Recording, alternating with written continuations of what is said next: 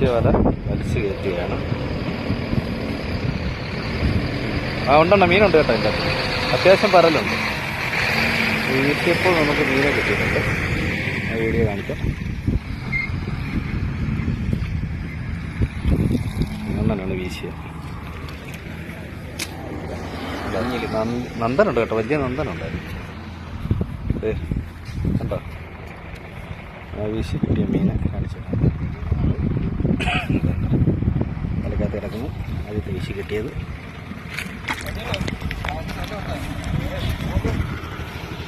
അണ്ണനാണ്. വീശി കാണാൻ വന്ന ആൾക്കാരൊക്കെയാണ്. ഇത് യൂട്യൂബുകാരിൽ ഇടാനാണ്.